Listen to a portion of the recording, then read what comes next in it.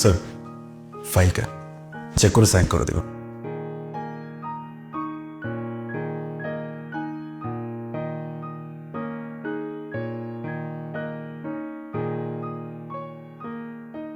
Thank you sir. আমি জি sir. একটা কথা বলি, তুমি তো বেতন মোটামুটি ভালোই পাও, কিছু মনে করো না। গত কদিন যাবৎ দেখছি তুমি একই পোশাক পরে অফিসে আসছো। কিছু ভালো শার্ট কাপড় কিনে নিতে পারো না? ঠিক বলছেন স্যার। আপনি হয়তো জানেন আমি কোনো উপরি ইনকাম করি না। আমি যা বেতন পাই এটা দিয়েই আমার সংসারটা চলতে অনেক কষ্ট হয়ে যায়। যে টাকা আমি পাই এটা দিয়ে বাচ্চা কাচ্চার পড়াশোনা, সংসারের যাবতীয় খরচ, এসব কিছু করতে গিয়ে মাস শেষে আমার অনেক টানাটানি হয়ে যায়।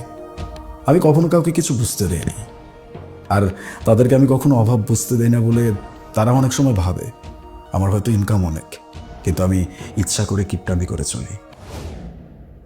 আমি নিজে ভালো খাই না, ভালো পড়ি না, কিন্তু তাদেরকে সবসময় ভালো খাওয়া এবং পড়ানোর ব্যবস্থা করার চেষ্টা করি। নিশ্চয়ই। আসলে ব্যাপারটা কোন জায়গায় জানেন তো স্যার? পুরুষ মানুষ তো, পুরুষ মানুষের মোটো একটাই থাকে, নিজের যত কষ্টই হোক পরিবারকে সুখে রাখতে হবে। আমিও তাই করি। আমার পরিবার যদি সুখে থাকে আর আমার পরিবারের মুখে যদি হাসি থাকে, এটাই আমার শান্তি। হ্যাঁ, তুমি ঠিকই বলেছ। পুরুষের জীবনটাই এমন, সারা জীবনটাই স্যাক্রিফাইস করে যেতে হয়। তুমি একজন সৎ মানুষ, কখনো আমি তোমাকে অন্যভাবে কোনো রোজগার করতে দেখিনি। সরি, আমি তোমাকে এভাবে কখনো চিন্তা করিনি। ঠিক আছে, তুমি যেভাবে চলছো এটাই ভালো। ইটস ওকে স্যার, সরি বলতে হবে না। আমার জন্য দোয়া রাখবেন। আসি স্যার, আসসালামু আলাইকুম।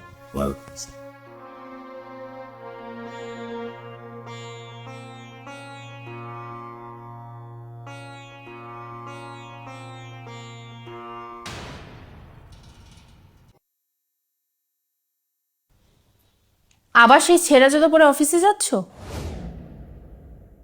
এই, তোমাকে আমি কতবার বলছি যে এরকম ছেঁড়া জুতো পরে তুমি অফিসে যাবে না? তোমার এই কিপটামি করে কি লাভ হবে শুনি? ও তুমি বুঝবে না। হ্যাঁ, তুমি একদম ঠিক বলছো। ব্যাপারটা আমি বুঝবো না। আসলে বিষয়টা হয়েছে কি, কয়লা ধুইলে কখনো না ময়লা যায় না। আর তুমি যে জন্মের কিপটা, তোমার এই মরলেও কিপটামি যাবে না। এটা কেমন কথা বললো? আচ্ছা, আমি কি তোমাদের সাথে কখনো কোনো রকম কিপটামি দেখাইছি, নাকি তোমাদেরকে কোনো রকম অভাবে রাখছি? বলো। শেয়ার বলতে এইভাবে বলতে পারলা? হ্যাঁ, আমি পারলাম। তুমি আমাকে সুযোগ দিছো, তাই আমি বলতে পারলাম। আমি আমি সুযোগ দিছি? আমি নিজেকে না সাজিয়ে তোমাদেরকে সাজাই, আমি নিজেকে না পড়িয়ে তোমাদেরকে পড়াই। তাহলে কি এটা তোমাদেরকে সুযোগ দেওয়া হয়ে গেল? আমার দুর্বলতাকে আমি প্রকাশ করে ফেললাম? আমি অত কথা বুঝি না। তোমাকে কিপটামো ছাড়তে হবে, এটাই আমার শেষ কথা। হাসি। আমার কোনো কথা তো তোমার কান দিয়ে ঢুকবে না। এক কান দিয়ে শুনবে, অন্য কান দিয়ে বের করে ফেলে দিবে। আমার কথার কোনো গুরুত্বই দিবে না।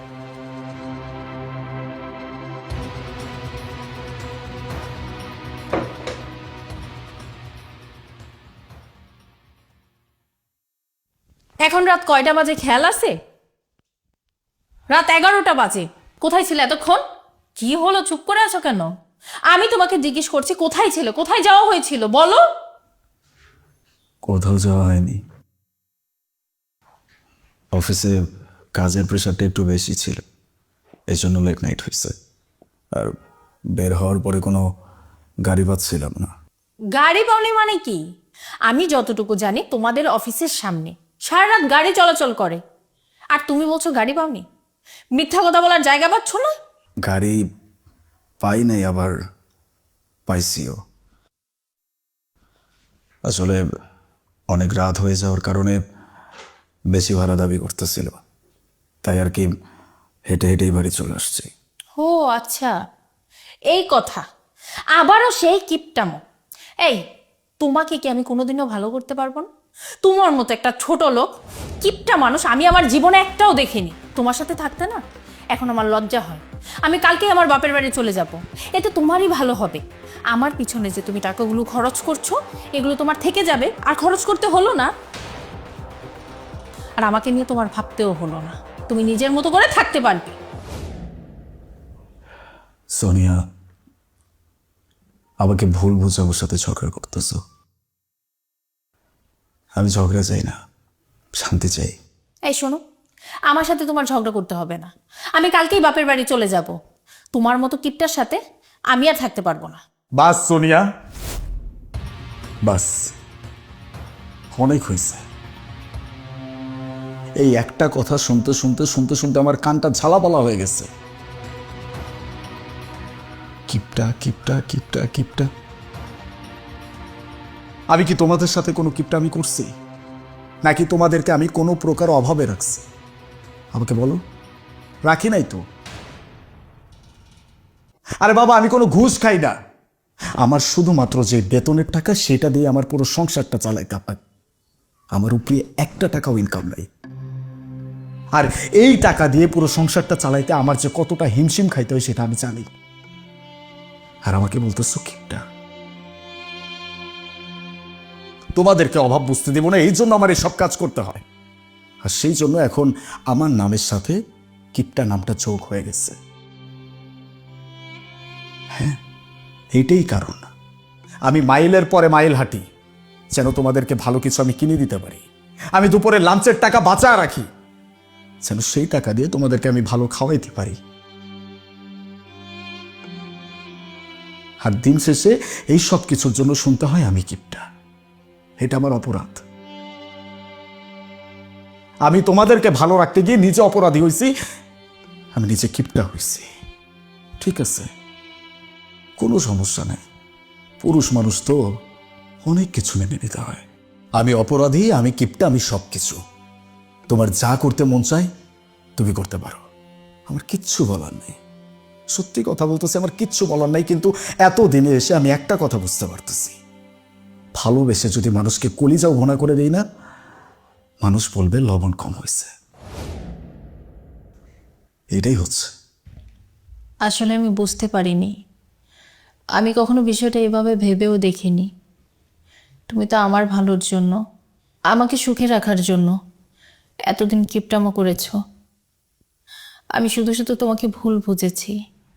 এত কষ্ট করে, পরিশ্রম করে তুমি আমাকে ভালো রাখার চেষ্টা করেছো। আমার মনে না একটা ক্ষোভ ছিল, কষ্ট ছিল।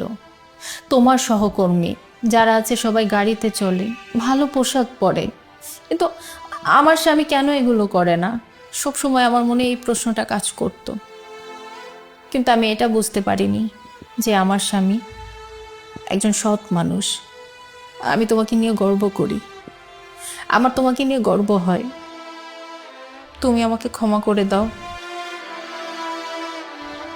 আমি ভুল করেছি, তোমাকে ভুল বুঝে আমি অনেক অপমান করেছি। এই সব কিছুই তো আমার জন্য করেছো, আমার সুখের জন্য করেছো। আমি তোমাকে ভালোবাসি, আমি তোমার সাথেই থাকতে চাই।